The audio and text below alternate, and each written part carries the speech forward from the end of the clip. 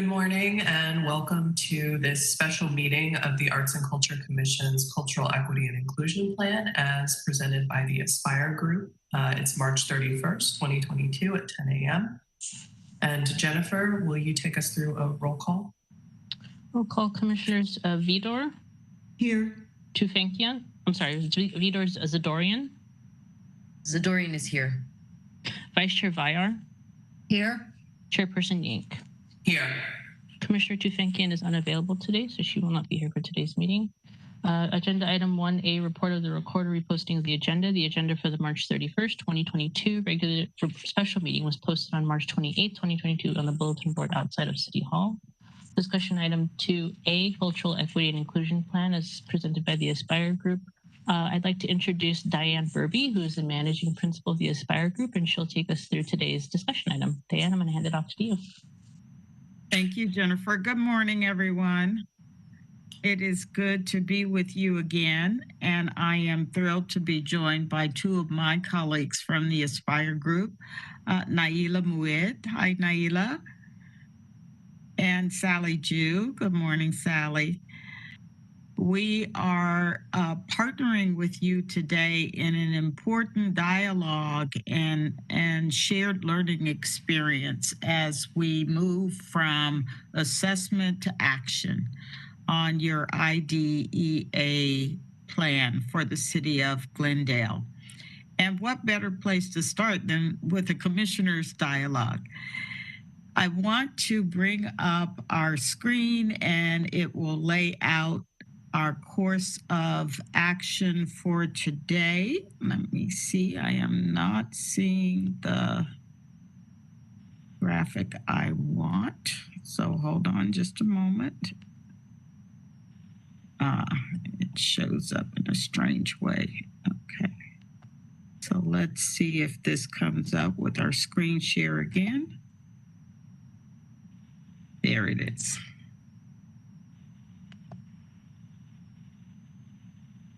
We'll give it a moment to come up.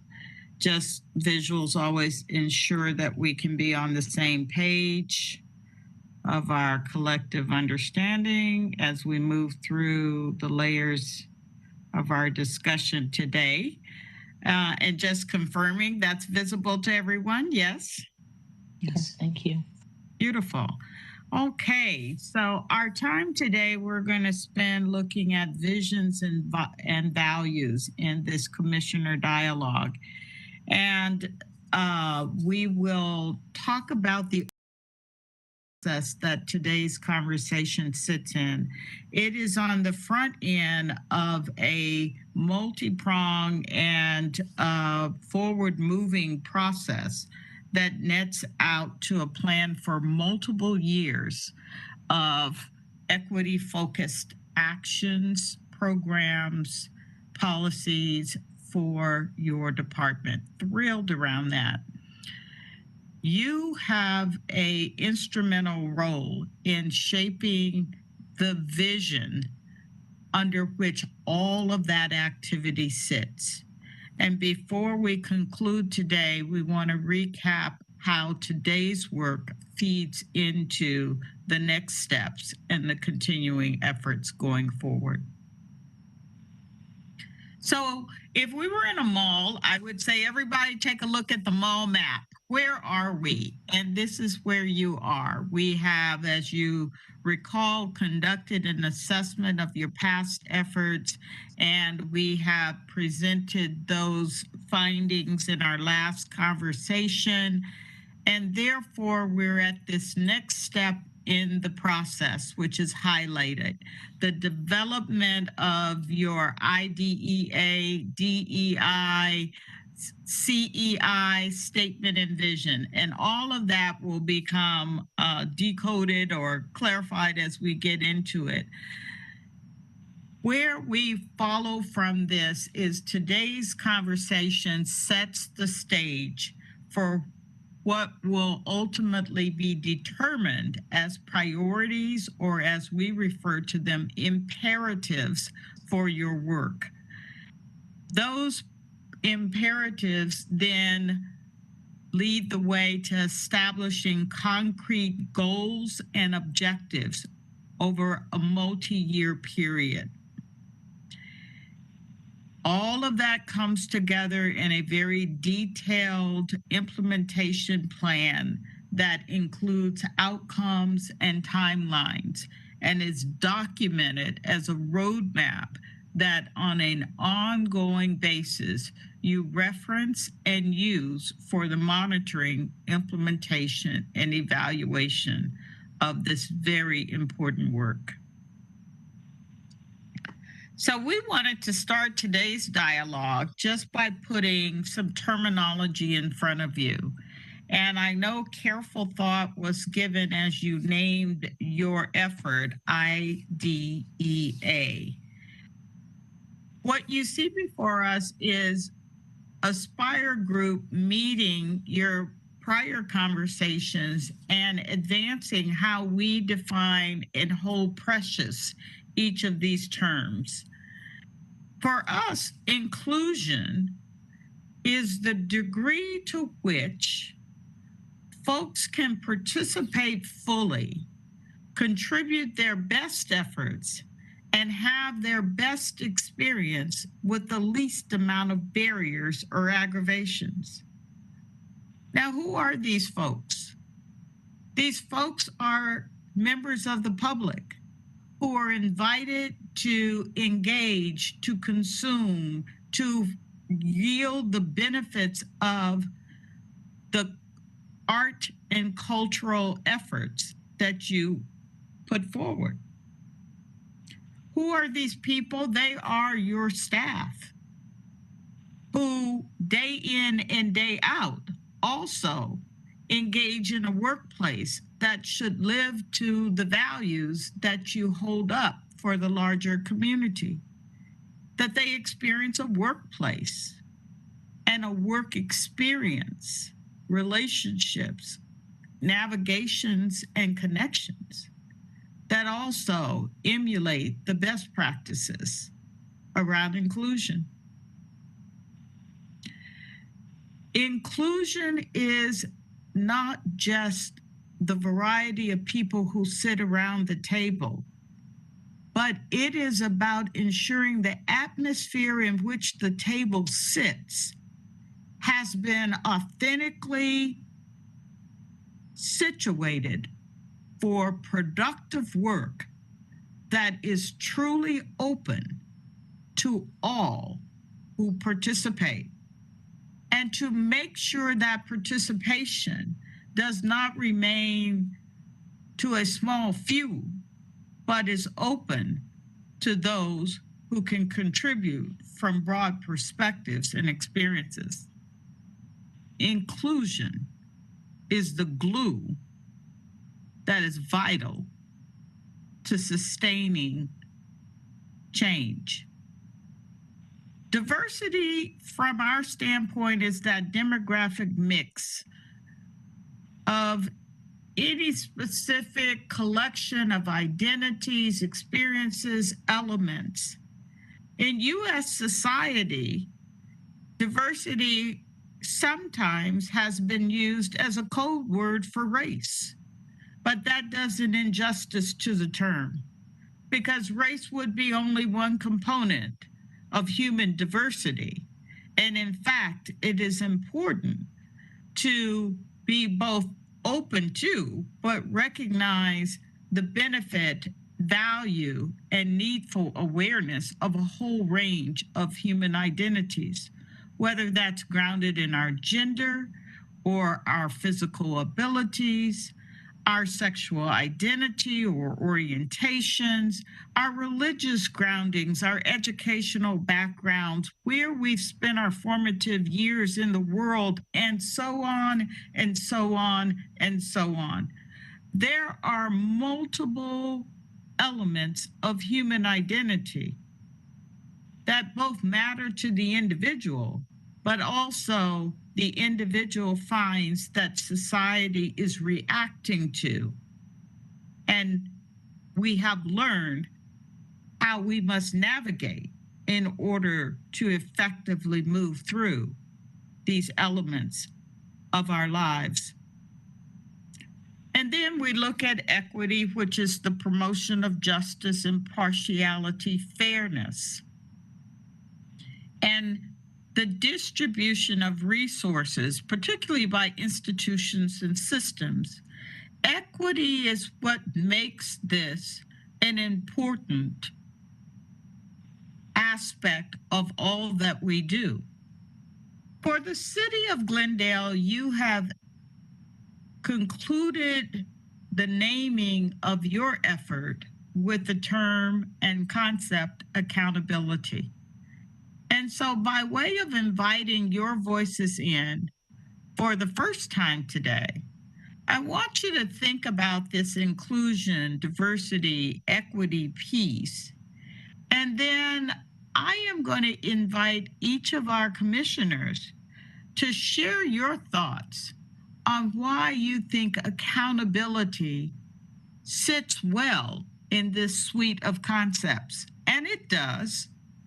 And from your vantage point, what accountability represents, how it can be important, valuable, and contributing to this suite of concepts that are grounded in making the world better.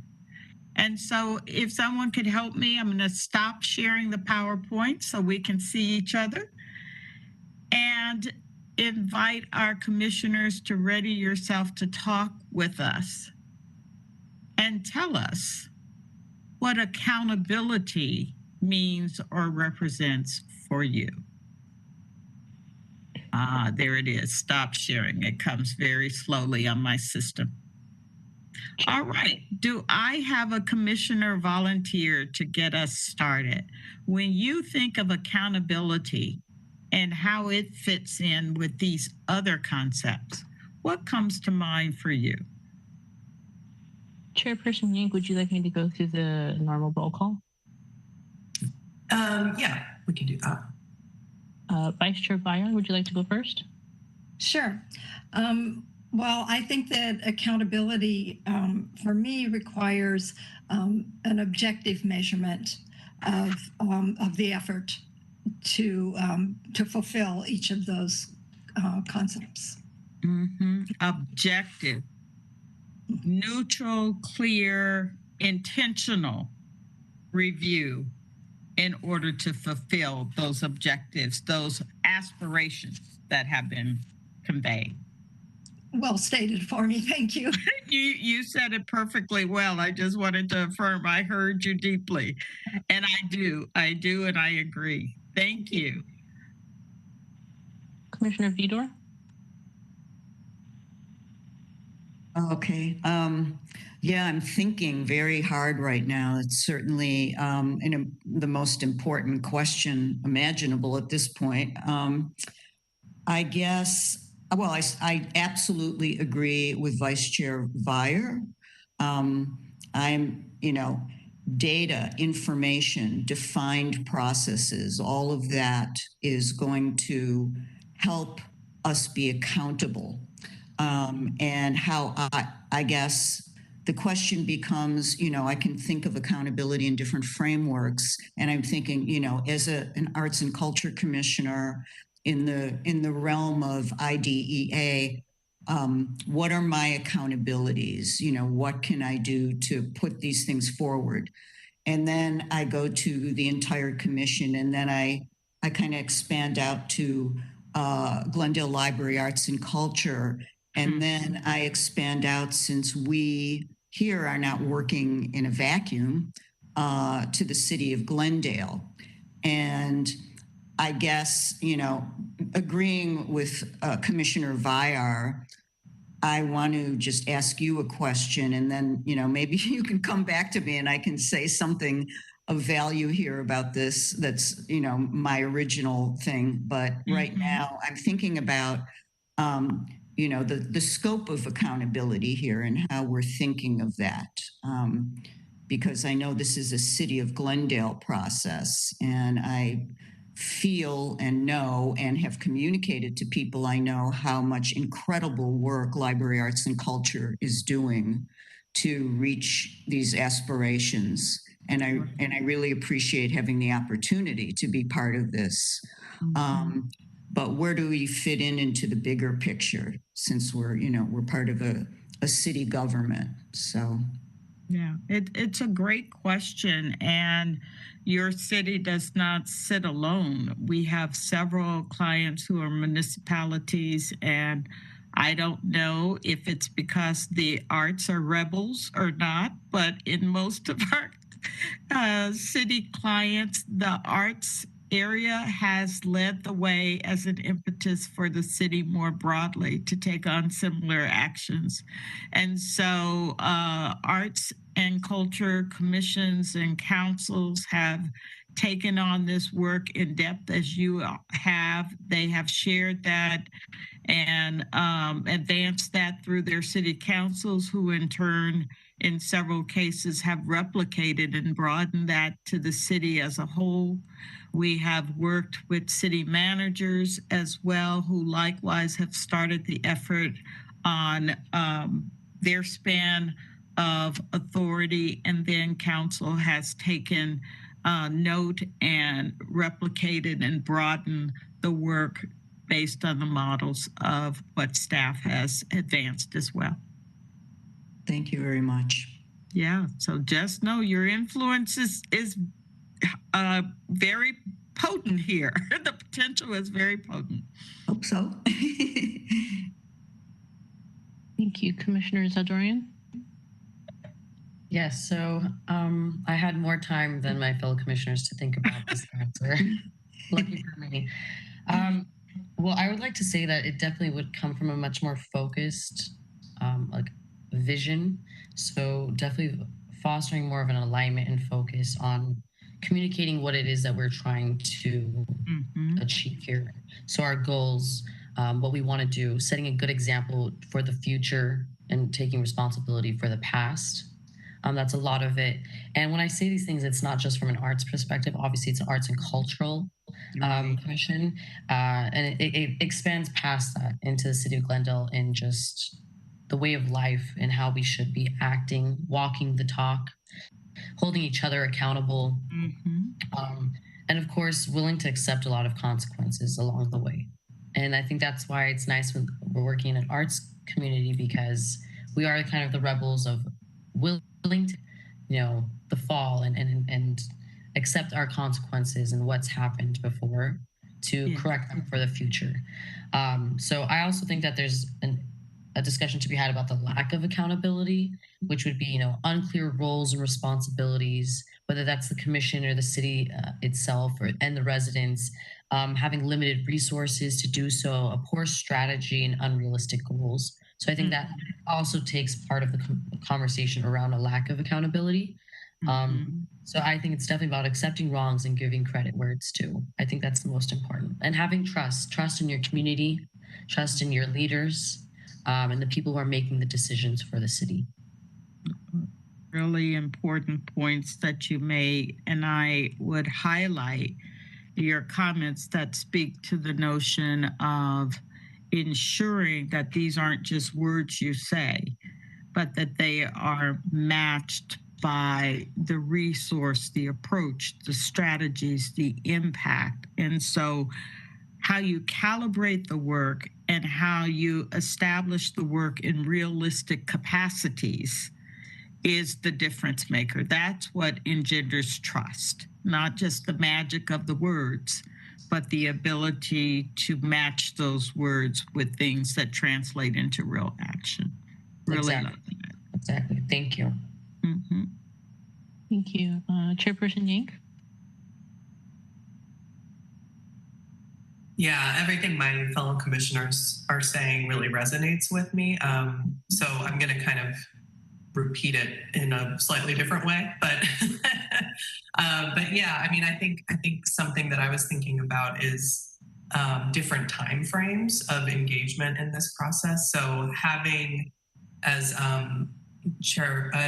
Commissioner Zadorian was saying, a kind of vision and like what the moonshot is, like what's the ultimate goal if we had unlimited, power and resources to affect change, but then scale, like zooming back and saying, okay, what's achievable now in like a certain time frame, whether it be a year or 2 years, and then how do we then assess and reset what those goals are on like a regular basis, you know, so that way we're doing that daily work of making steps towards that change, but we have that big vision in our minds that we're working towards over time. And so I think that, but yeah, in terms of like the daily work of what we do, we have some really achievable goals that we are continually, you know, reassessing and thinking about, and we have a process to do that together.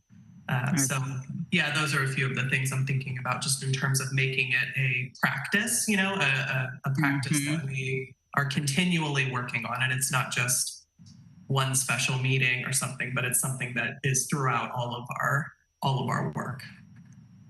Extremely well said. The notion of making it a practice is a world of difference from simply issuing a statement.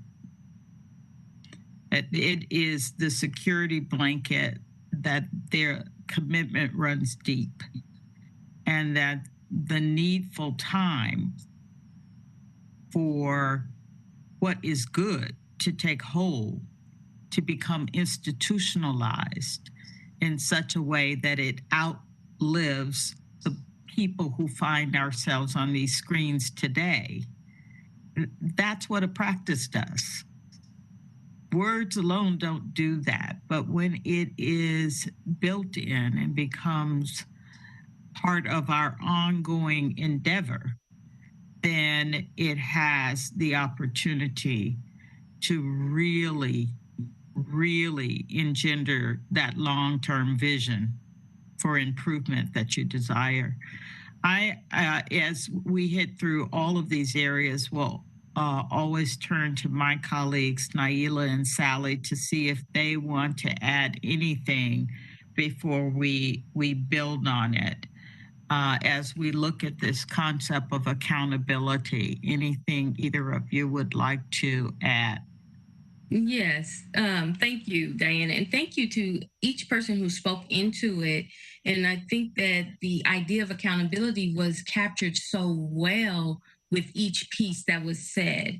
Like the important piece about trust, where accountability actually leads to trust as people step into and are, let's say, transparent and authentic with their accountability, there's an automatic trust that begins to develop, right?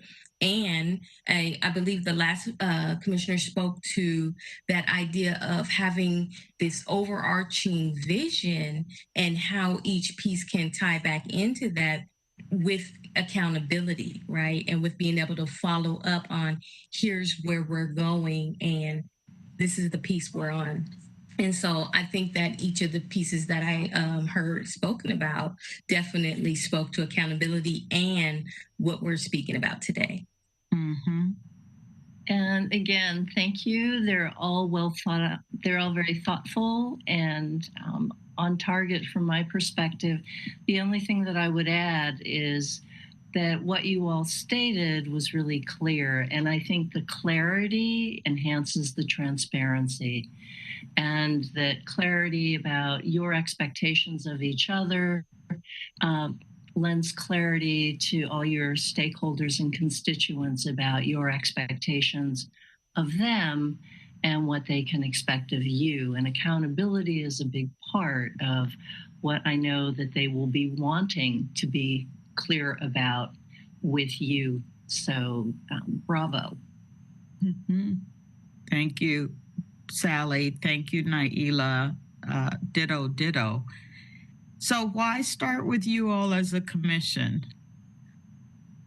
Interestingly enough, you embody the very concept of how change happens and how change reaches an eclectic, diverse community. There is no one way to deliver this message and this invitation to the ongoing uplifting of inclusion, diversity, equity, and accountability. And that's what this is, the uplifting of it.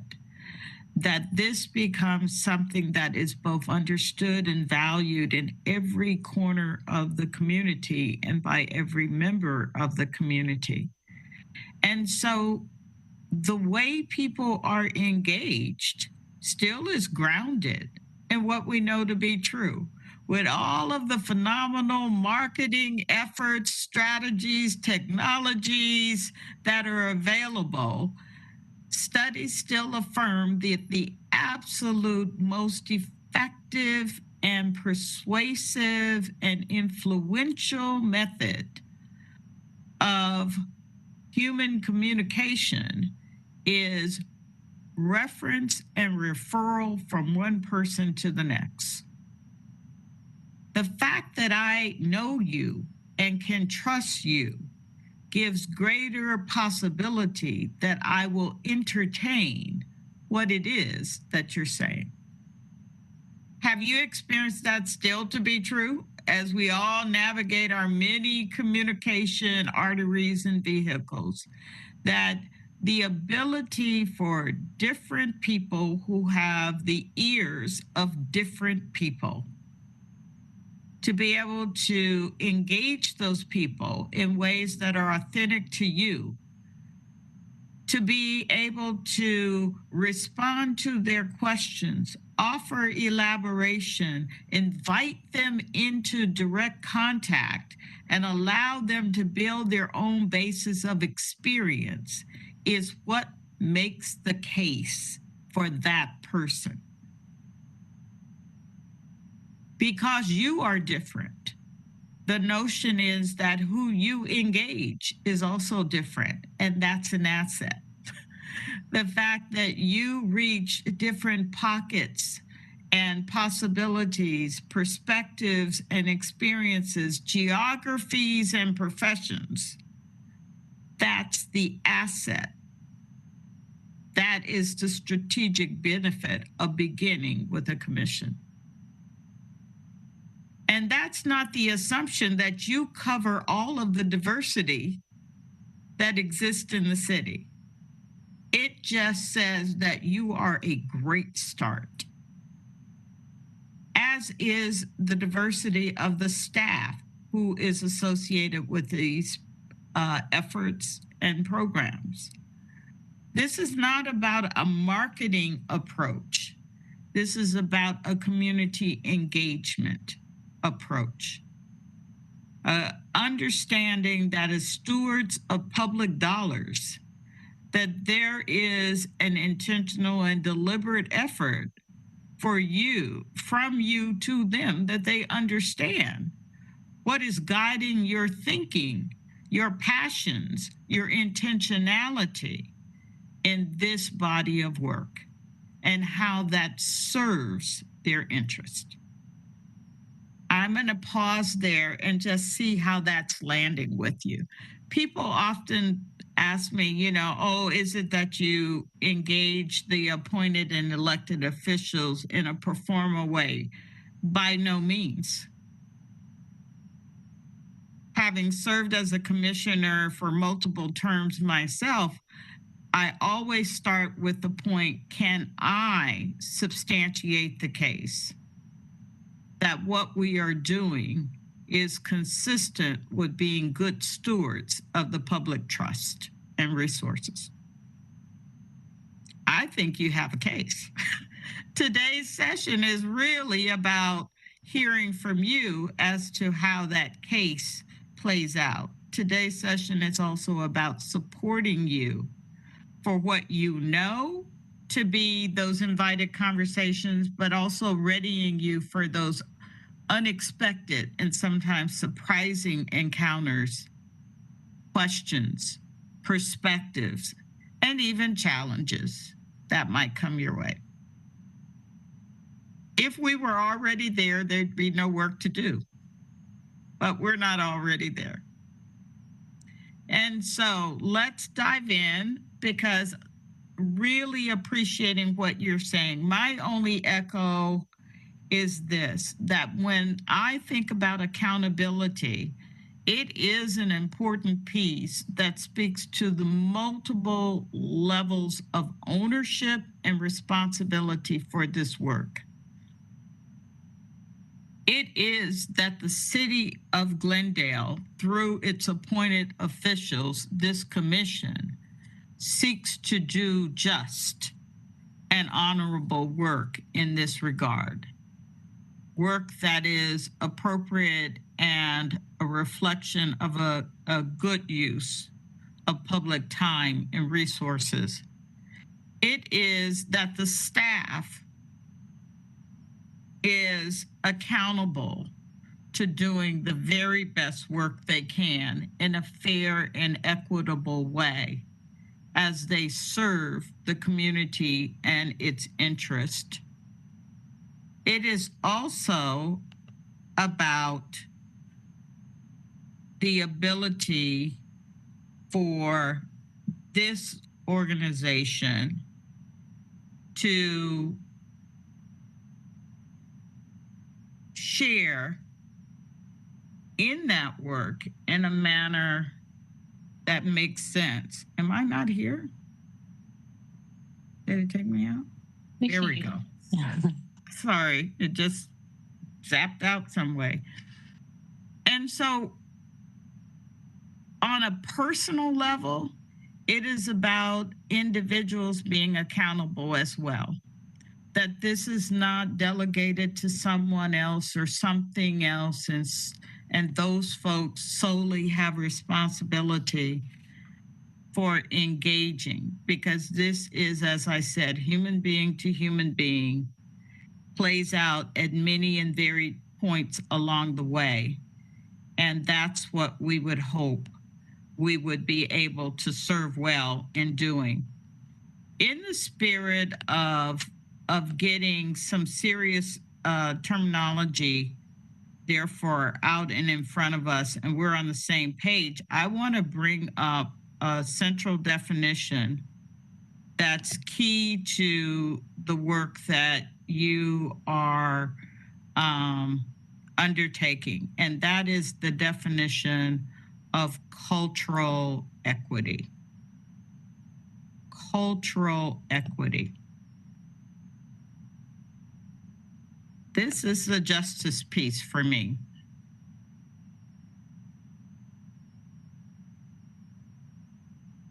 Not sure why. There it goes.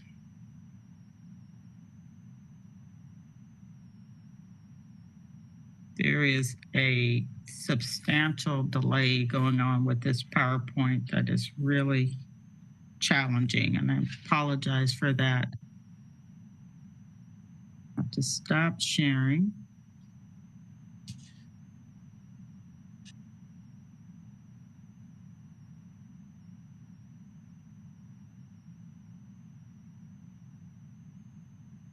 There. Okay, can you see the definition of cultural equity now? Yes, thank you. Okay, and I'm not advancing it, but it moved to a different place. We just lost your slide, Diane. Okay, we're gonna try this again. My system, for whatever reason, is not happy with what's going on.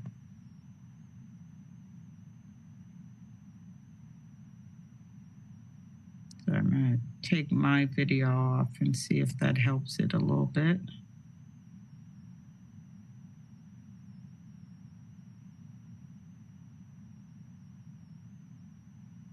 I believe we're almost there. We're going to put this in presentation mode and hope that helps.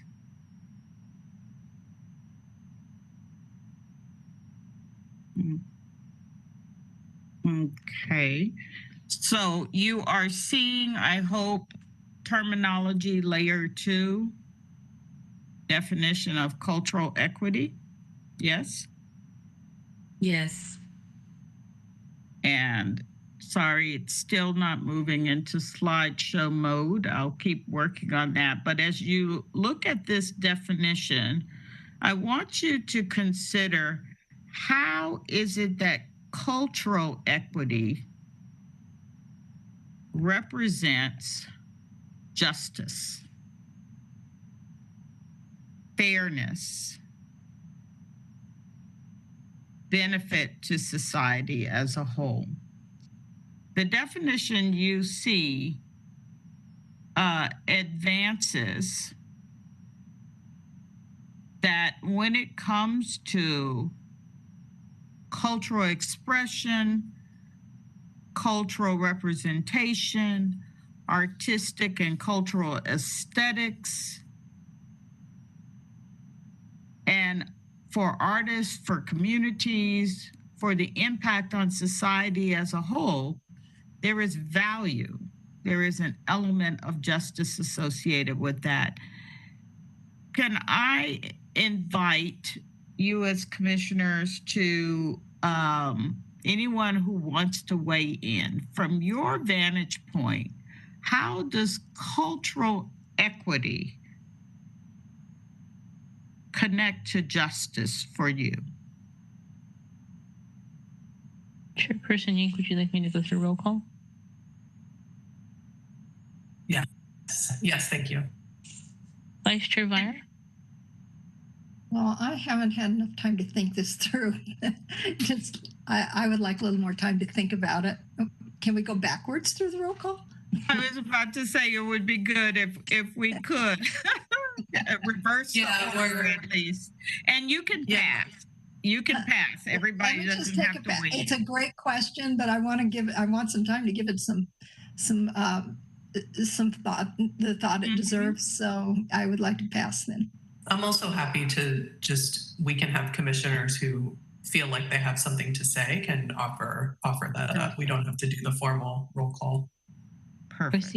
I see Commissioner Vidor has her hand raised. Well, yeah, because I just happened to be thinking of something. So I thought rather than forget it, I might as well just get it right out there.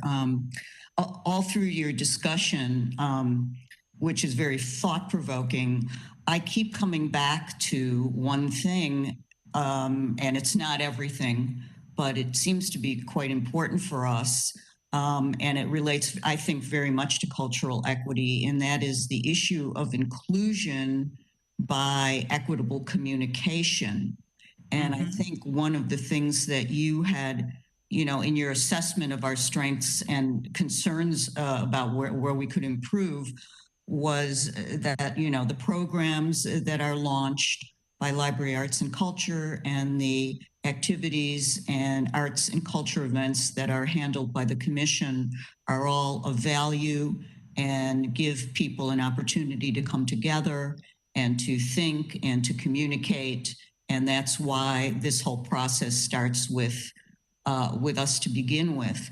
But the challenge seems to be, how do we communicate equitably? Because we're trying to communicate to a very vast, populace, and get into the corners. And we realize that that is a huge task that likely takes more human resources to do.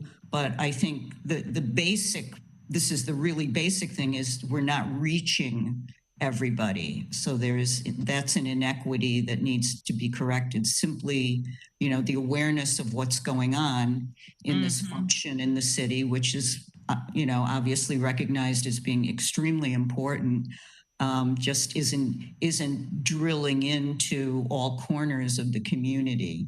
And if we can solve that, or at least begin to correct that and move on that, that might be, one of the major answers to helping us realize a long-term strategy. But it just, I keep coming back to that over and over again. Whatever you're talking about, I keep saying, well, people don't know, that type of thing. So that's right. Awareness and information flow is certainly a justice issue. You make a strong point with that. Absolutely. Others, your thoughts. How does cultural equity in your mind connect to justice? I find myself thinking about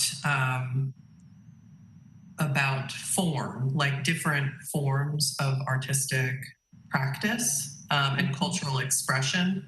And I think about that in relation to what we support, according to our urban art plan, and where those forms are able to embrace a lot of diverse cultural expression, and where those forms are limited in being able to embrace many forms of cultural expression. So that's kind of where my head goes. And I'm wondering, in terms of the vision question, is that something that we reassess and we look at, where do we as a commission have the ability to push and pull different levers in terms of the forms of expression that we currently support? Right. How can we expand that? Are there other forms that we're not thinking about that are very relevant to communities in Glendale that maybe we are not touching so much yet? So I don't have the answers to any of those questions, but those are the questions that are starting to come into my mind, just looking more holistically at, we have kind of different programmatic priorities and buckets of money, right, and resources, and is that justly kind of serving the different forms of practice in our city? Absolutely. And how appropriate to raise that as it relates to artistic diversity in terms of form and expression and aesthetic. And the truth is, we have to acknowledge that the full range of cultural expressions and artistic expressions that uplift and value exist, but have not been equally supported or given access. And so consequently, it becomes a matter of justice just to ensure that due consideration of multiple and varied forms of artistic expression are included in the mix. We inherit a legacy in many cases that is rooted in a particular canon of what is valued and not valued in the consideration of what is legitimate art, revered art, supported art. And yet, as old as humankind is, there are ancient and revered forms of art who don't sit inside that canon. Will we be bold enough? Will we use our advocacy, our access, our privilege to broaden the consideration and to create spaces for those art forms that resonate deeply and strongly beyond what has been traditionally in the mix?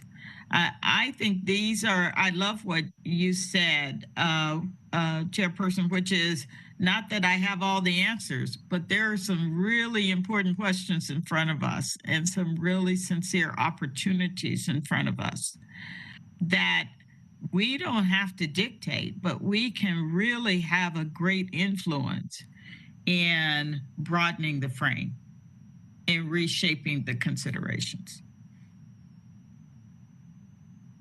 And if I may speak into this, one concept that is coming up and moving beyond concept is the idea that it's taking this idea and putting it into action. And I think that's such a key piece. It's like it's going beyond just saying, this is what we want to do, this is what should be done, but it's so key to put it into action with, okay, we have to hear from the community what is needed in order to even know how we're going to shape policy that is then going to determine what is actually represented, what is actually seen. And so that key piece of cultural equity being action on both sides, I just wanted to highlight that. Mm-hmm. Good. Excellent point. Commissioner Vayar, I see you. Are you ready? Oh, thanks. Well, yes. Well, I was just thanking Naila because I was trying to translate this all into clarity of our roles and responsibilities, and specifically because I tend to get down to those details. I want to know precisely what would be expected of me or required of me, and asked your question about how your cultural equity definition relates to justice. I see it as our role then would be to be ever mindful of balance and not let our specific biases toward certain types of art, certain colors, certain media, certain forms inform our decision, but to our selections, but to think more about everybody, that art is for everyone. That's our job. It's not just for our own specific tastes. That's right. If somebody seeks a certain type of art, they'll go to a gallery that has that type of art. But we need to we need to maintain balance, and that's just a morally right thing to do. Absolutely. Is to consider is to respect those forms that don't appeal to us personally. That's right. Absolutely, absolutely spot on. In fact, this is at the heart of why cultural equity has come to be appreciated for the value of what it really is, what it really brings to bear in our lives, in our work, because it is in its very nature, tremendously so, something that makes a difference in the lives of everybody. If we say we value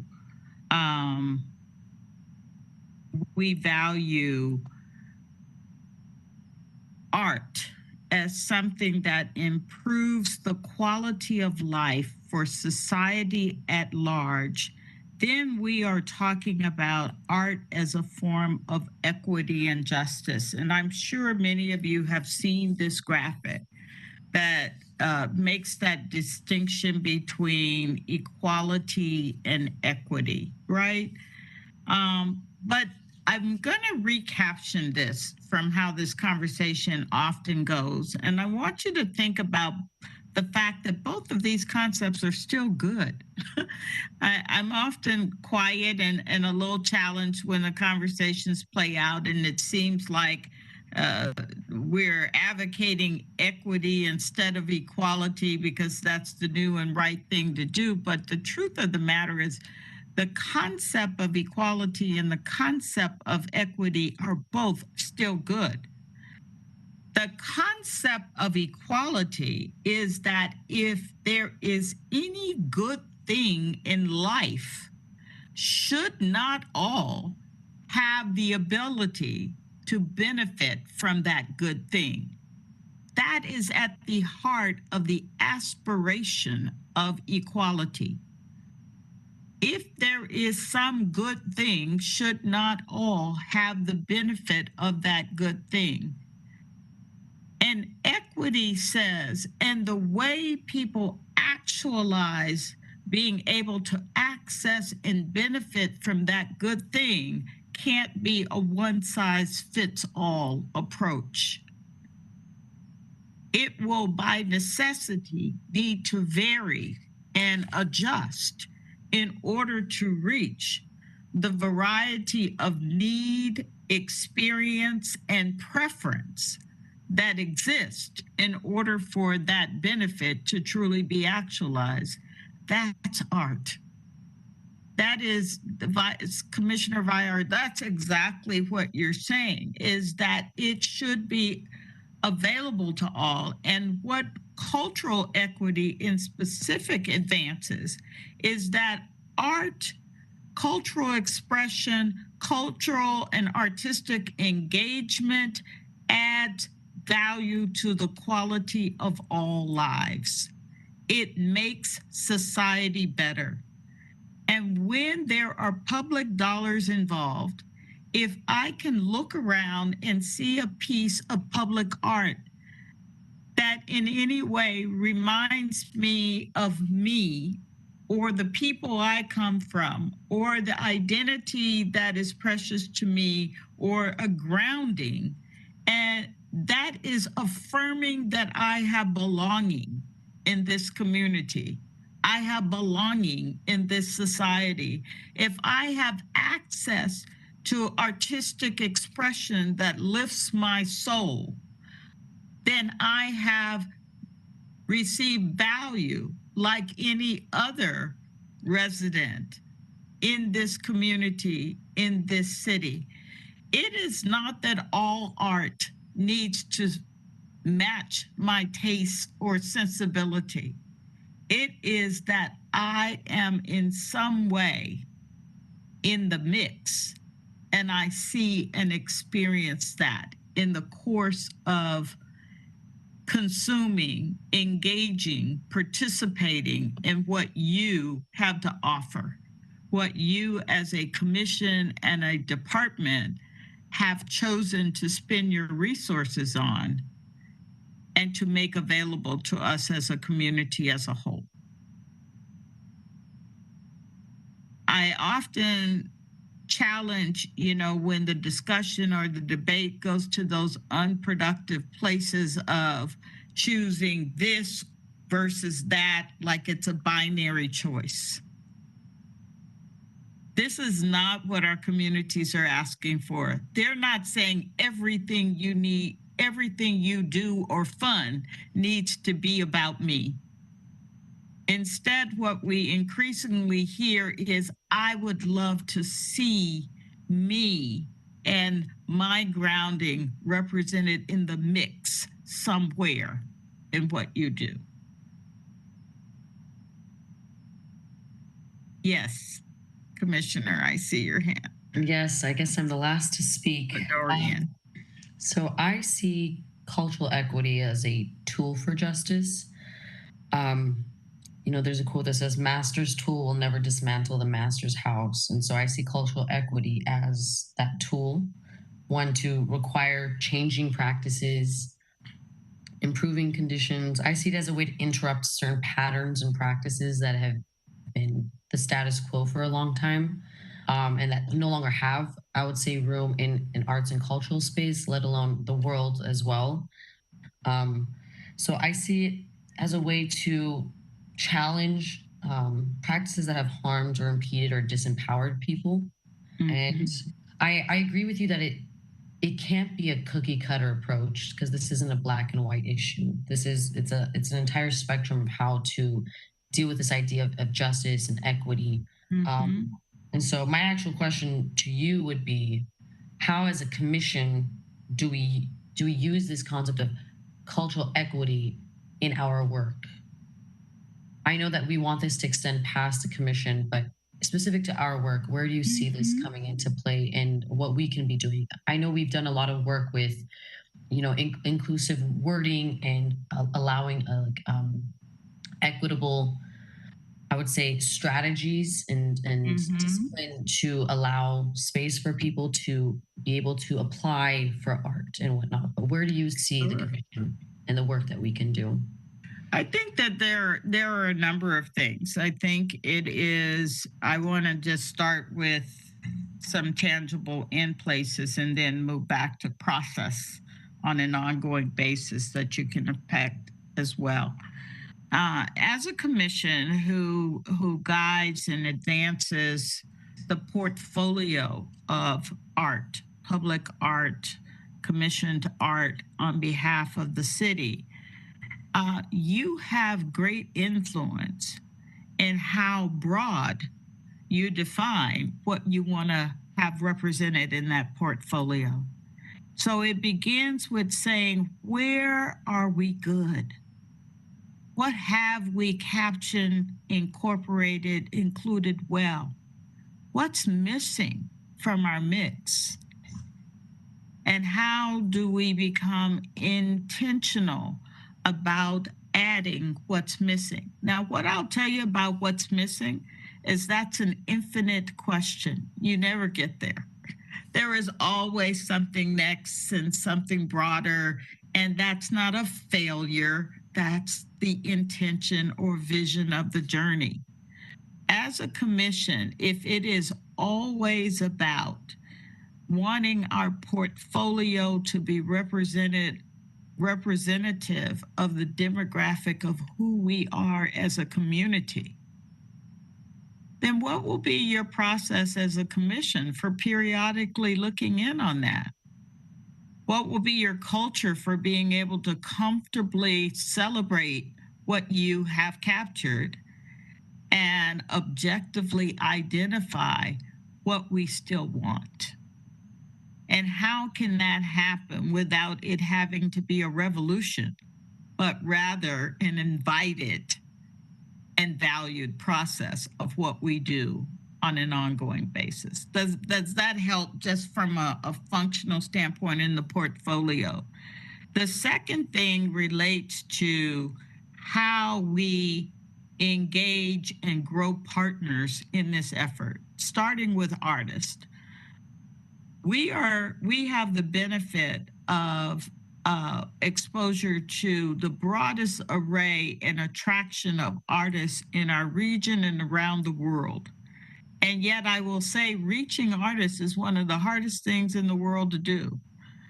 And so how you grow those communication practices that says we have made our ways, we have tentacles into this network and this cohort and this community and this discipline of artists is something that I think both the commission and staff will want to continue to partner with, because the ability to know that a city is interested, is desirous, is open, is what most artists would love, but don't necessarily find themselves in the vehicles or flows of communication that allow that to land with their awareness. That you're an easy city to deal with. That while I love the offer, the notion of working with you is such a headache, I take a pass, is counterproductive.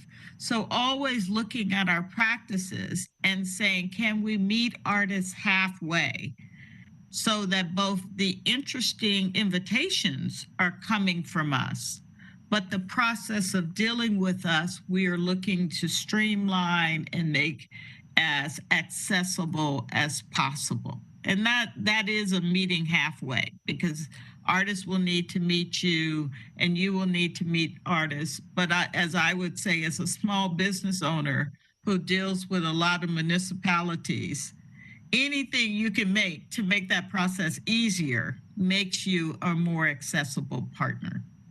And then the third thing is, how do you use your influence to help your community at large care? One of the interesting things that came out of your assessment is that you do have diverse pockets of your community who avail themselves to offerings that match their own cultural grounding. And that's good. And you can grow numbers in that. Their interest in exploring cultural groundings other than their own is where the real work has to occur. That cross-pollination, right? So the degree to which, as I often say, it does us little good to be surrounded by diversity if we don't tap into the diversity we're surrounded by. That takes human to human encouragement, persuasion, and creativity. How do you help the diverse community of Glendale be interested in more than just their own personal diversity and actually fully take advantage of the broad array of what you're making available. Because I will say that's where you get the biggest payoff. When we look at where people are interviewed in this Southern California region that we find ourselves in, what comes up as top of the list is people really appreciate the variety, the diversity that comes with just regular living in this little part of the world. We have variety of people we're surrounded by. We have variety of food that's available to us. We have a variety of arts and culture that we can easily tap into. Those are the people who have discovered that it's golden. But an equal or greater number of people in this same region haven't even discovered that yet. So what can we do to foster that? So these are the things that I think the commission can incorporate into its ongoing work, because it's not just brainstorming ideas, it is for the ideas that come forward to us, are they helping to move the needle in those three areas? When the commission has a clear vision that these are the ways we want to move the needle, I think the commission will also prioritize the focus of its efforts on those strategies and approaches that help make the biggest impact. Does that begin to open the conversation? Mm-hmm. Definitely. Thank you so much. Mm-hmm. So just in our start in this, you all have done phenomenally well. We've set the stage for, this is not just a nice thing to do, this big undertaking, and we, the Aspire Group, are happy to be your partners in this. But where the case is made, and we offered this as part of our assessment report, top of the list, an overarching vision for your IDEA work is needed. You have said a lot of potent things, but that's a lot for the human brain to hold all at once. The whole intention of creating an IDEA statement or a cultural equity statement is to bring it into focus, to articulate it in ways that the brain can hold and handle, so that it becomes that North Star that all of the other variety of efforts commonly sit under. It's that grounding point. And today, what we had hoped to do with you as a commission, and we turn our attention directly to that now, is to have you, the commission, begin this visioning piece, the articulation of that vision of what this work represents. What will be the guiding statement that advances the work that you are suggesting? What will be the guiding statement that gives staff and others the opportunity to organize efforts, to prioritize tasks? How will we do that? So there is a very fundamental template on what that statement is comprised of. And I am, yet again, going to try to bring that up for us, hopefully without incident.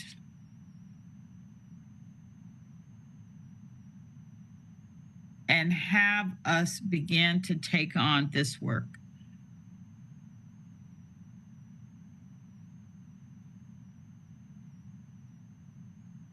Four simple components that we're looking at with these statements. Four simple components.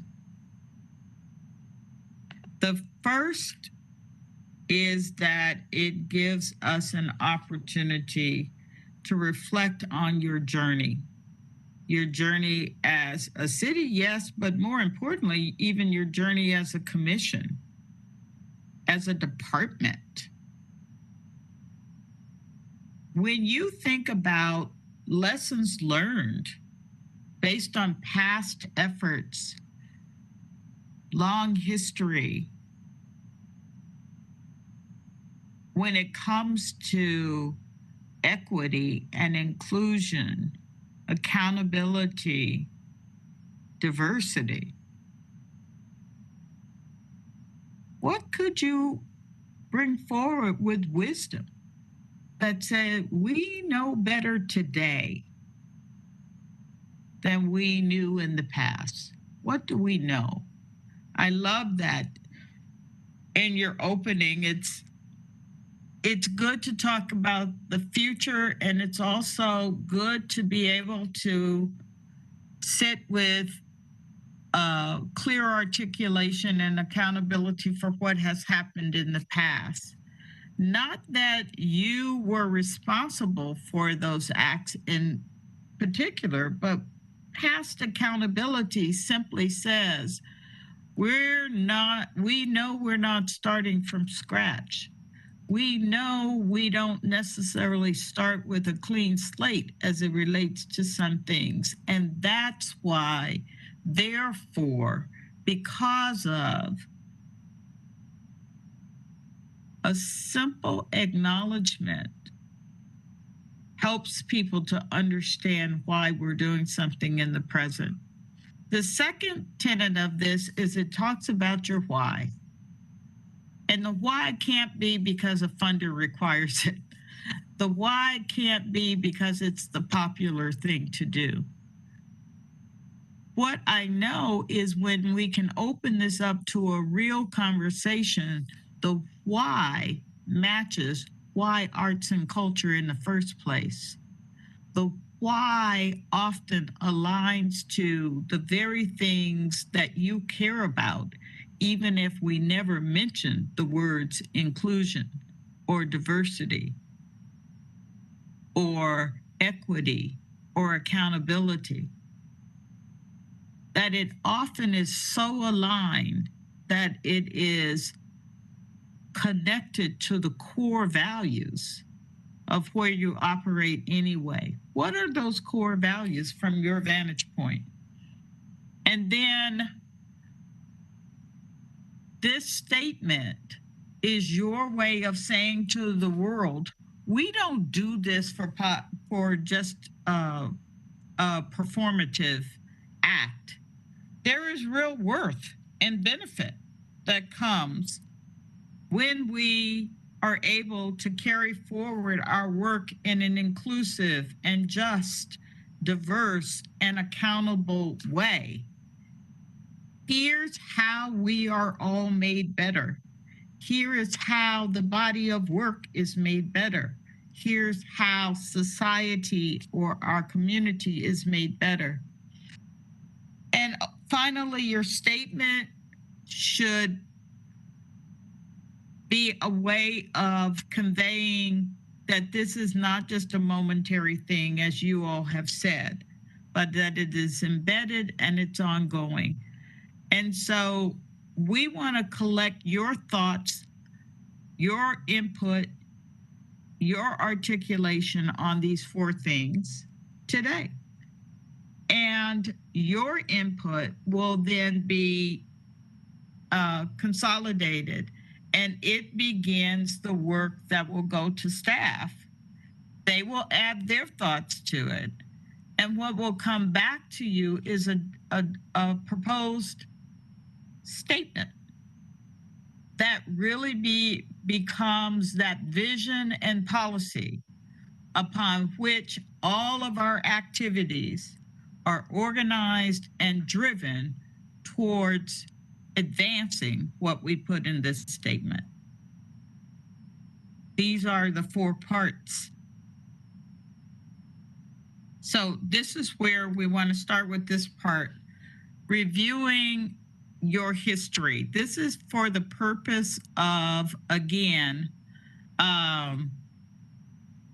getting to that place where you can say, this is the wisdom we walk with right now.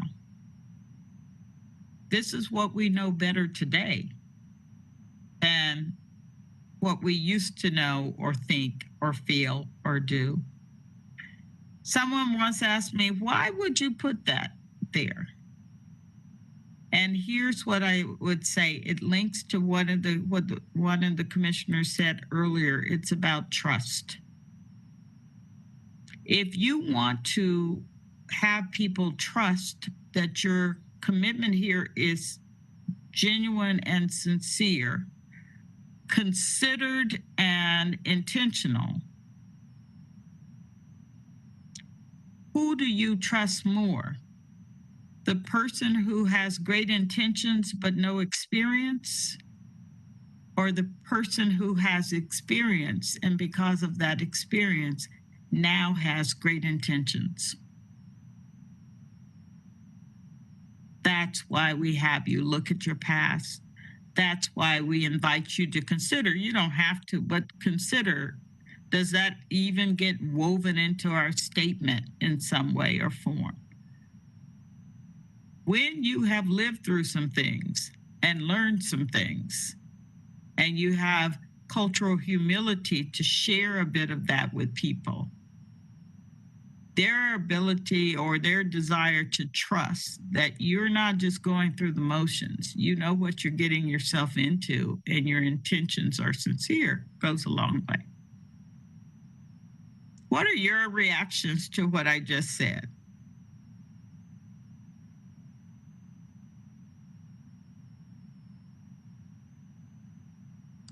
I think, again, any commissioner who has something they want to say can offer it up. Regarding which thing? Any part of it that landed with you? As for the evolution piece, what came to my mind immediately was our targeting a demographic at one time that didn't go well, and we need to normalize that. Definitely, that I haven't been on the commission a long time, but I do remember that experience. Mm-hmm. But to normalize equity, it was awkward when we targeted a demographic at a certain time of year. So. Absolutely, and without over laying out the specifics, and help me, Commissioner, as we go. I know what was shared with me was being very intentional about wanting a particular cultural demographic to respond. And as it turned out, the call resonated strongly, but it resonated strongly beyond that demographic. And then a whole nother conversation opens up. See, yeah. So the question is, do we not go after the demographic, or how do we do that better? And what we know now today better than when we did the call for artists at that time, it's a both and. That when you talk about a period or a focus of art, that it may resonate broadly and not just to a particular demographic. And that's good. And that if you want to ensure a particular demographic knows without question you are welcomed to contribute, that's an additional and okay message to send. It's a both and one shouldn't assume that it feeds the other. Would that be a fair summary of lessons learned from the past? Yeah.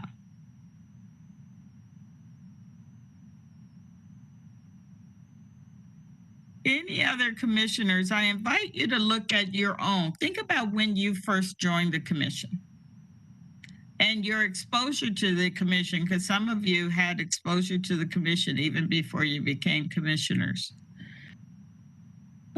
what are some points of wisdom that you say either you personally or the commission as a whole now possess based on new awareness, evolution of thought, whatever it may be?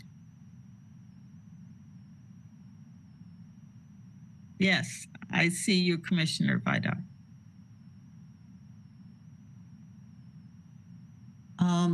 Well, I think one thing I've learned as I've gone along and learned a lot more of since we started with you is that, I feel like we've accumulated a certain amount of knowledge and gone to the school of hard knocks, as Commissioner Vyar just referred to, and a lot has happened, but I feel like I know more now about what I don't know from this experience. And Commissioner Yank was talking about, the fact that there are many expressions of art that we haven't even touched on, some of them because we haven't gotten to it, and some of them because we don't even know it exists.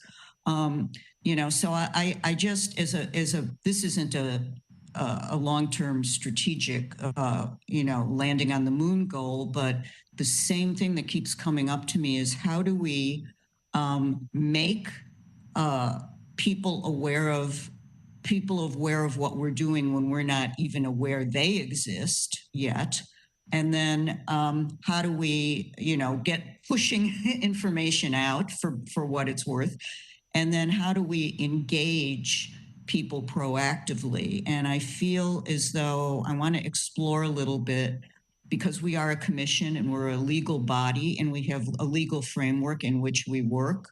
And sometimes it's hard to interpret what that should be. What are the boundaries of what we can do as a commission?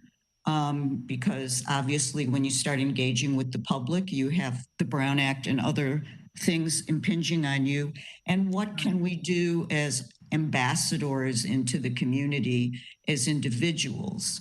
And, I don't think sitting in a monthly commission meeting, no matter what we put on the agenda, and, our agendas are always very stimulating. I personally always feel like we accomplish a lot. Mm-hmm. I don't have a relative framework for that, but it feels like a very productive commission, but I'm not really sure. I know if we're, I need some benchmark by which to tell whether we're reaching the world we wish to include, which is basically everybody gets a chance if they're interested. Clearly not everybody, not every single person in Glendale or anywhere is even interested in the arts and may just opt out of the conversation entirely. But for those who are, we have to reach them. And I think we as individuals should be able to have some role in that without breaking rules and doing the wrong thing and misstepping. But not that many people know who we are, the commission. I personally try to talk it up and engage people I know and run into as much as possible, like listen and watch what's happening, go on the website, try to engage and participate. But I think that's our biggest challenge, to find out who and what we don't know, and to learn about it. How many of you other commissioners agree with what Commissioner Vidar just expressed as a desire for having more information around who we're reaching, who we're not reaching, so that can be a good benchmark for moving forward? Yeah, I see your nonverbal affirmatives. What I will offer to you is you are so very aligned with what the staff identified as well. They shared this interest you have at a high priority level, so much so that in the work forward, this is one of the areas that we will be assisting, because what is best practice and what the staff is looking for support in implementing is getting past that hesitancy, awkwardness, and lack of system to begin to capture data, to begin to ask for demographic data, capture data, and measure change over time using that data.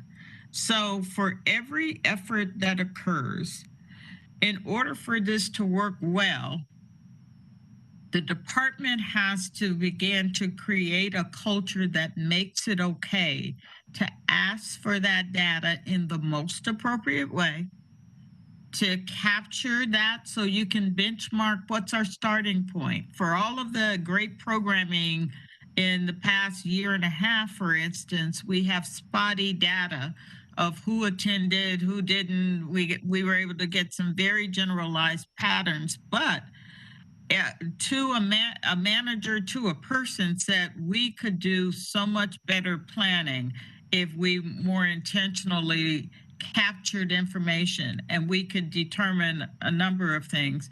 Who participated, and especially in this notion of cross-pollination. Yes, it's background information around the cultural grounding of those folks, but are they from Glendale? How many of them come from the broader region? Are they cross-pollinating across neighborhoods in Glendale, or is it just localized to their neighborhood? Is this their first time with the arts and culture offering, or are they a repeat participant and user? To what degree have they been able to get others to join them as they participated in these events? There are so many creative ways that are now normalized in assessing what we call audience or community engagement, that community members, you can do this in a way that they don't feel intruded upon, but it gives you the data you need. And let me say, the needle moves, but it doesn't move with one big hop. So the ability to monitor how change is happening over time lets you know, oh, that new communication technique we used, oh, that new social media communication strategy we implemented, it helped to move the needle this much, or it didn't move it much at all. We haven't gotten the job done, so we need to still be tweaking away. So your point is well taken, and it is very much in line with not just a wish and a hope, but these are concrete things that now can be implemented in this upcoming cycle of work that positions you. And what do commissioners do? I would love for you to, at a point, be able to have at the tip of your tongue references that you can make in formal and informal ways that help people to experience and contribute to a wave of change. I know, especially in those informal conversations, you'd be surprised to know that more people outside of that neighborhood are showing up at these events now, or people are finding they're bringing someone if they have come to. The ability to simply reference that in formal and informal ways is part of that culling, influencing, persuading change. You want to talk about what's impactful to council? Being able to reference data is impactful to council.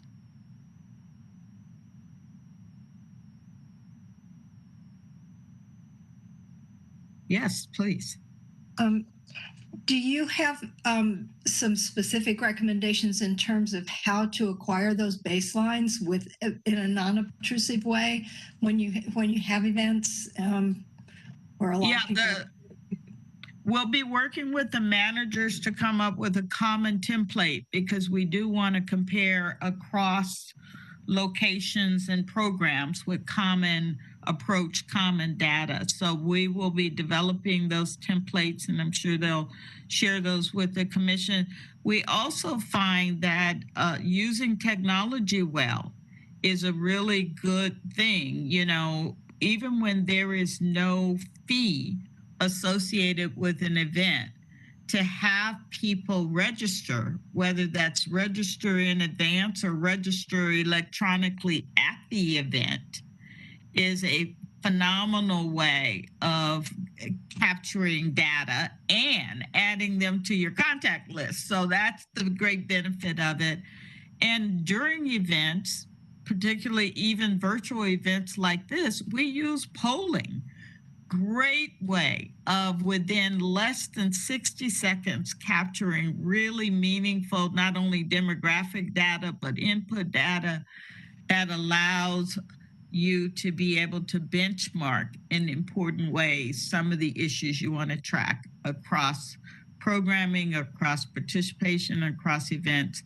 I will share a best practice around when you have a call for artists or RFPs, because there is a delicate balance of wanting that data, but not turning off potential respondents because they feel like they've been prejudicially, preliminarily weighed in or weighed out because I had to tell so much about my personal background just to put in the application, is to separate the collection of the demographic from the application itself. So, for instance, you can have the period of time where people submit their responses without the requirement of demographics attached, but now you know the pool of respondents.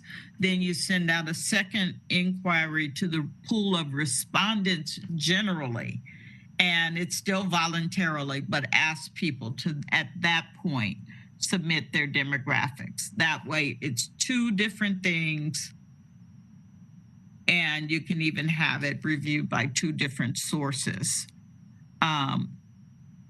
For some application processes, adding your demographic information is not a deterrent. But if it is a deterrent, that separated or two-step process has been found to be very effective in getting demographic information on your pool and lessening the concern that that has a detrimental impact on their consideration as a candidate. Great questions, and it's starting to stimulate your thoughts. So I'm hearing your thoughts around, okay, based on our past history, these are some things we're thinking going forward. Any other wisdom points from past history people want to comment on before we have you take on this next piece, which is really about the values and commitment that ground this work for you? But any other past history wisdom points you want to offer up?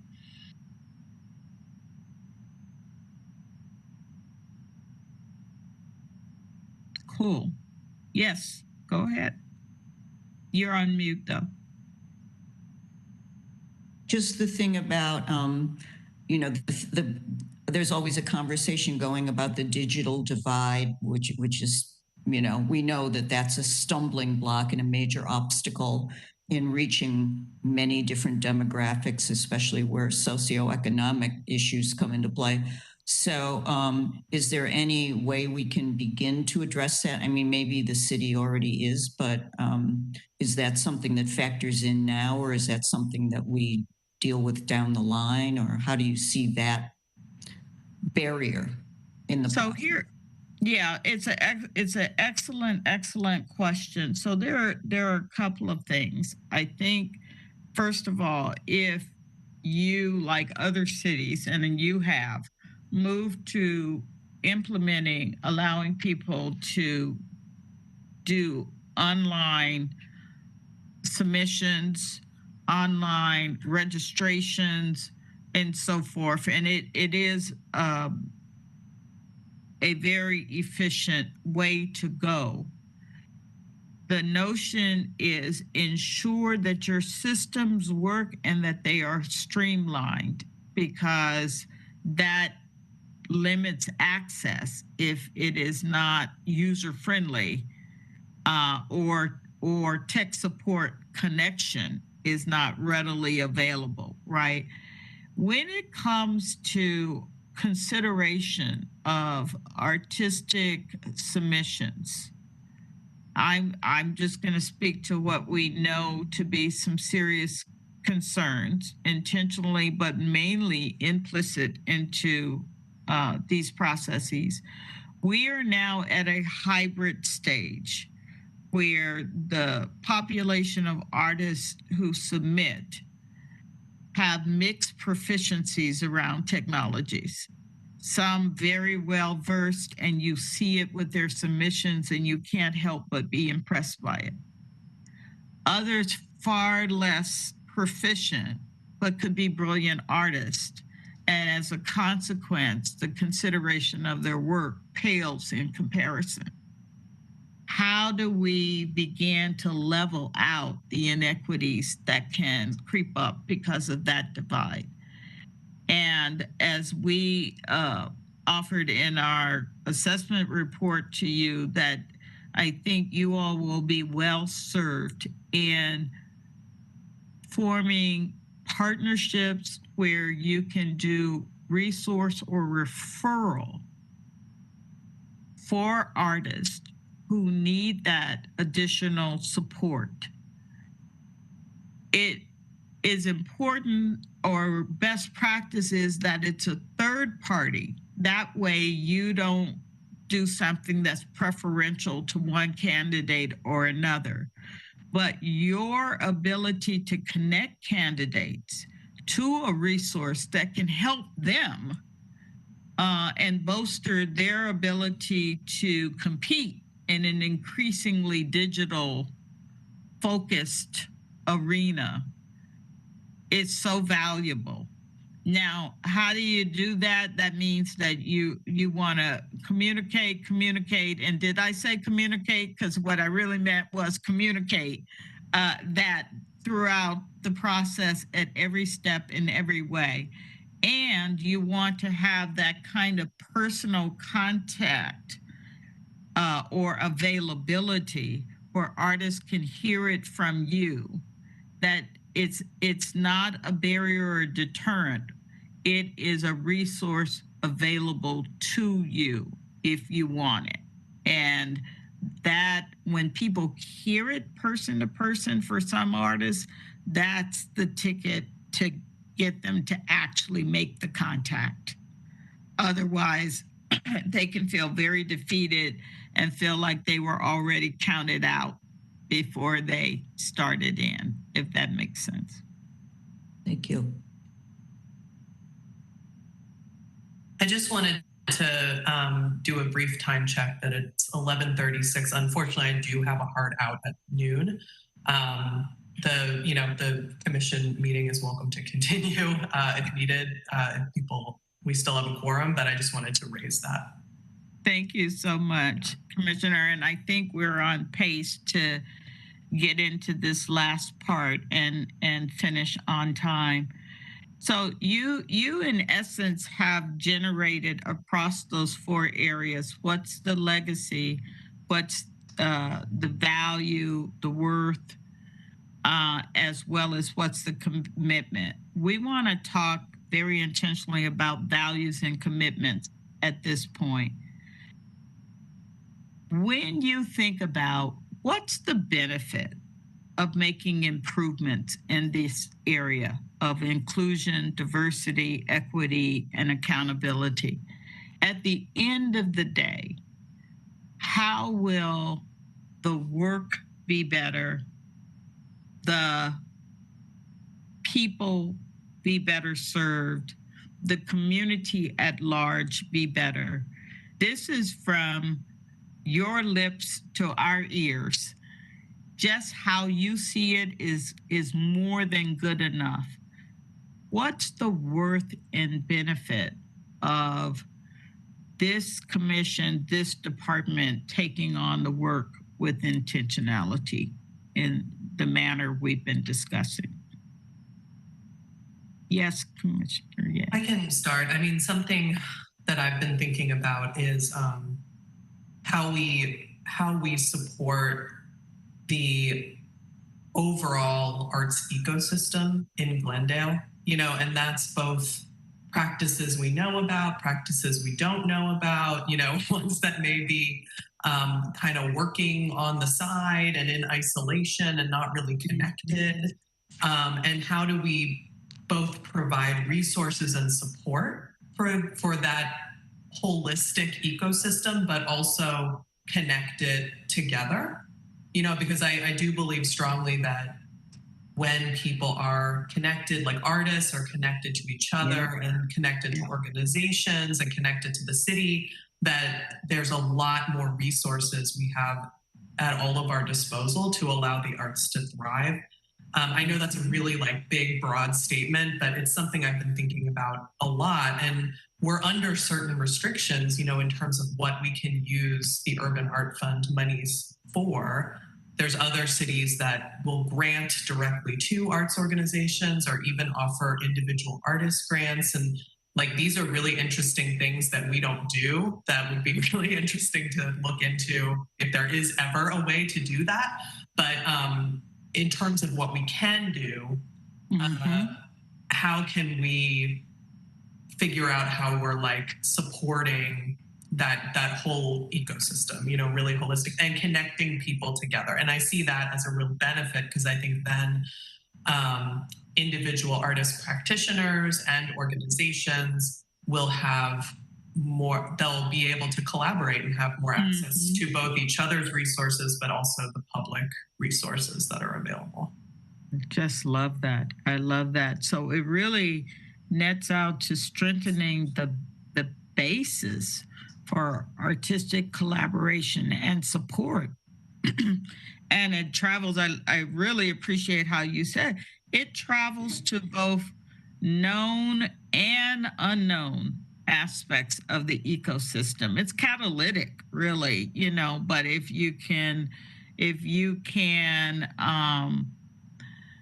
do something that's constructive and beneficial, that supports artists and artist community, that then continues to build exponential value in a variety of ways.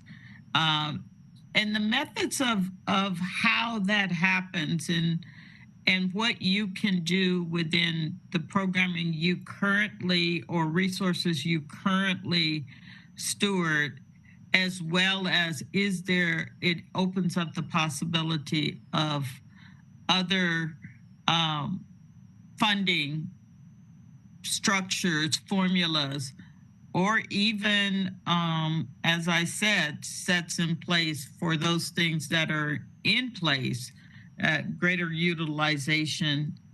All of that, I hear you saying, could compound. It's kind of the compounding positive benefit. Love that. Love, love, love that.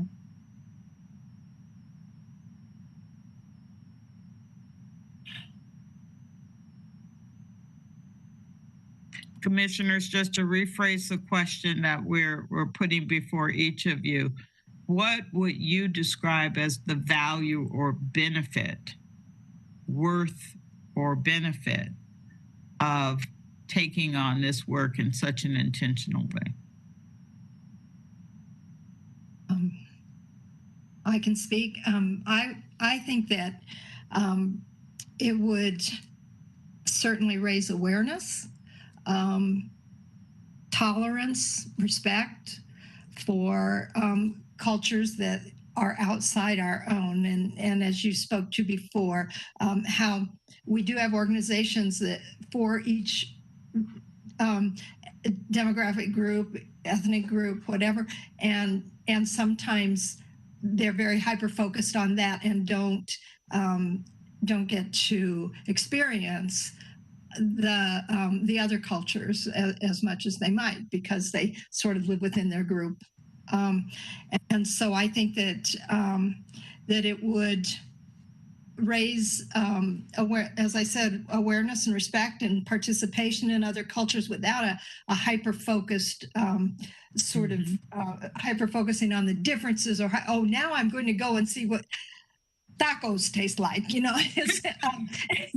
would be just a more normalized, Yes. natural melding of the community members. I think of that mostly in terms of performing arts, more of the what can happen around performing arts events, because they tend to be so lively and engaging. And I love that. thank you.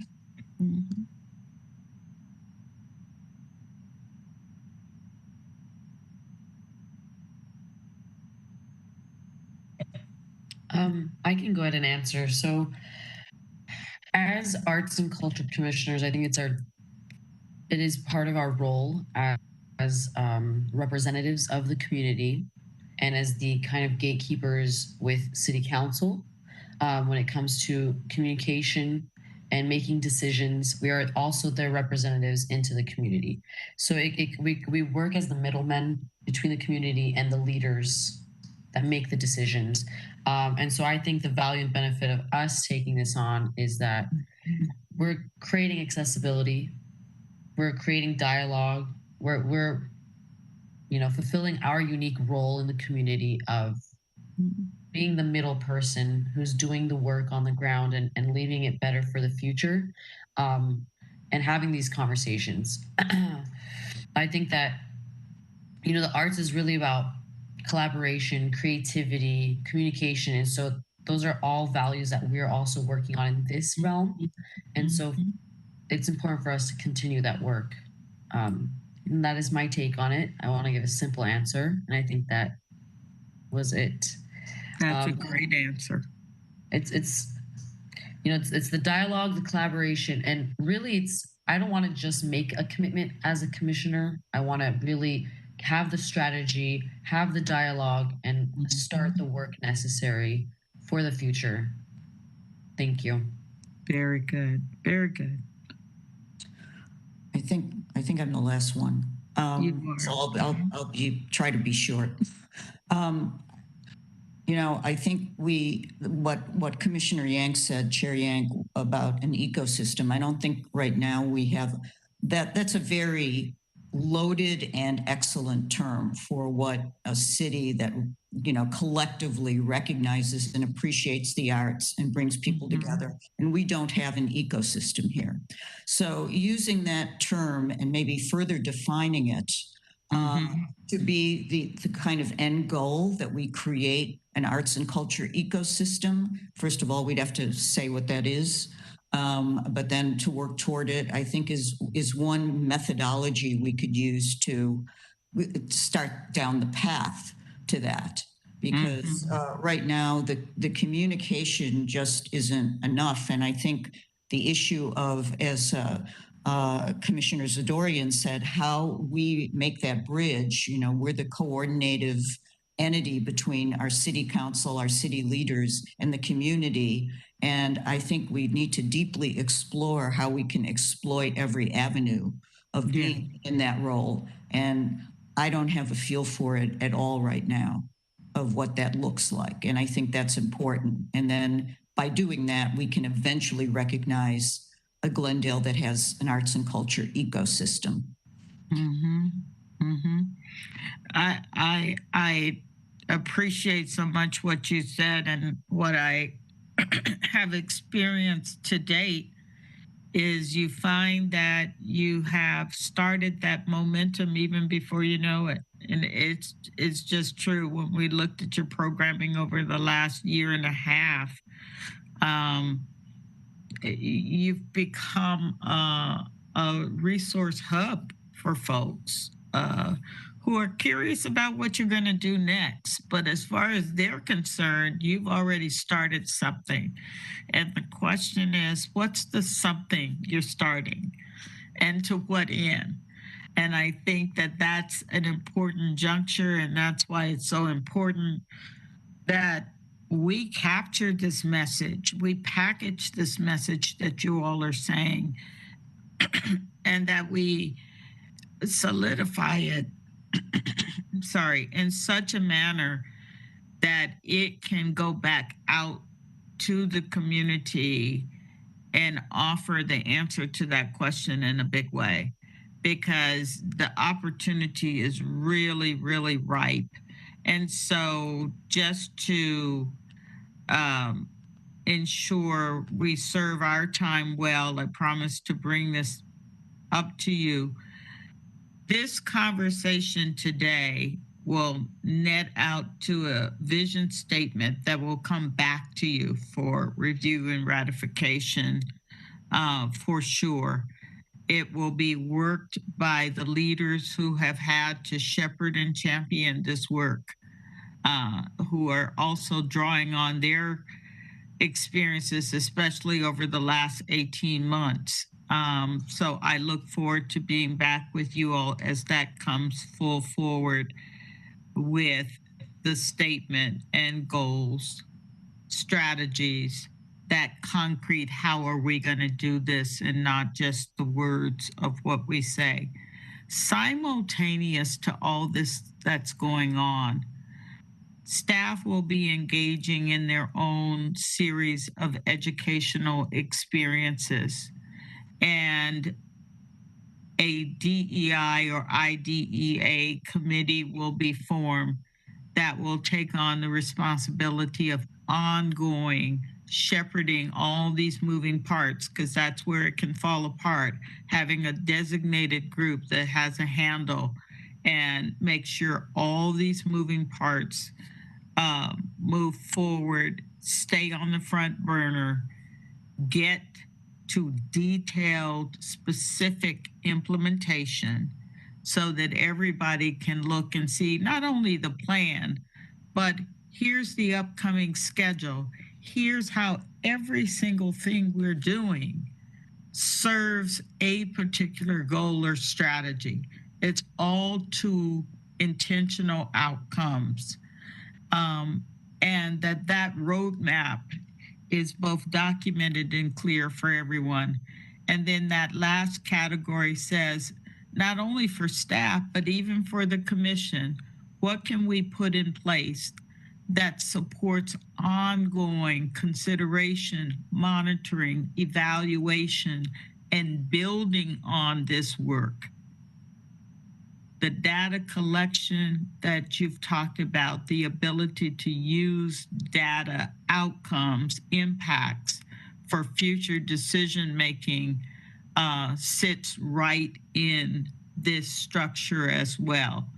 And so these are the intended flows for next steps. And I wanted to pause to see if you all had any questions. This first piece just is at the front end of the entirety of this process that we are engaging in.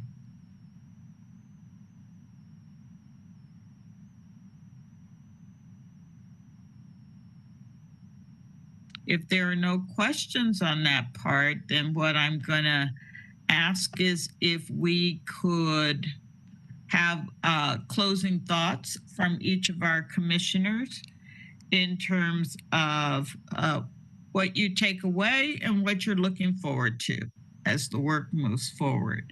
And Chair Yank, if you don't mind, I'd love to start with you, and then we can work in the reverse, reverse alphabetically, and hear from each of you. Well, I just have to say, I just appreciate so much the thoughtfulness of my fellow commissioners. I really, I feel like I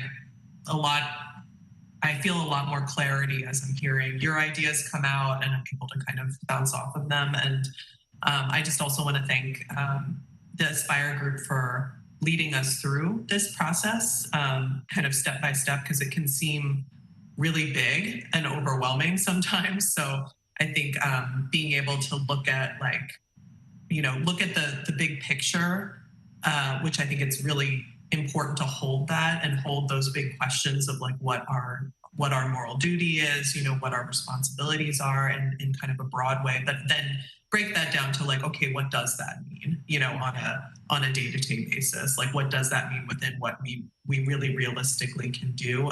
So I just appreciate how we're working at those multiple registers in terms of the way we're approaching this process. And I do completely agree that doing that real outward facing community research and data collection is going to be key to informing the process moving forward. And so I really, I'm glad that you all are going to be dedicating some time and effort towards that, towards a system to develop that. I think that's all I have to say for right now. But yeah, I'm excited about this process and where we're going with it. Fantastic. Thank you for that. I'm going to go to Commissioner Zadorian. You know, I don't have any questions. I just want to thank the Aspire group. Very, very concise and, you know, detail-oriented presentation. Thank you for, you know, listening to us as well. And I don't know if I say this enough, but, you know, Chair Yank is right. I'm really happy to be on this commission because I think all the commissioners on this specific commission really listen to each other, and we collaborate and we work really well together. And I think a lot of us are on the same page, and we're very willing also just to be listening to others as well and learn. So I'm happy that we're all on the same page. It makes things a lot more easy, a lot simpler and easier. You know, there's no pushback when it comes to learning new things. So I'm really happy to work with all of you, and I thank the Aspire group for really preparing us and helping us through this entire process and navigating and guiding us along the way. So thank you very much. Thank you. All right. Commissioner Vayar. Thank you for excellent presentation, so helpful, and you have an answer for all of our questions. I really appreciate that so much, Diane. And what I'm looking forward to are hearing the specific steps. That I'm looking forward to being told the specific steps we can take toward at each measurable benchmark, so that we can actually see that the tangible progress will be right in front of us. In an analytical way. Thanks. Much thanks. Thank you. Thank you. All right. And Commissioner Vidor. Yeah, great meeting, and ditto on what my colleagues have said. I couldn't be happier and more grateful to be part of such a thoughtful, excellent group of commissioners, and I really am glad, and I have a great amount of appreciation to the Library Arts and Culture Department staff, Dr. Schaefer and Jennifer and everybody, because, and I hope I wasn't misunderstood when I said there was no ecosystem. What I meant was that the greater Glendale ecosystem has not come to fruition, but the beginnings of that are well on their way, as you already pointed out in your assessment of how this function operates, and starting with the initial measurements and then moving on from there with concise goals and evaluation of what we're achieving, and getting closer to creating a greater Glendale arts and culture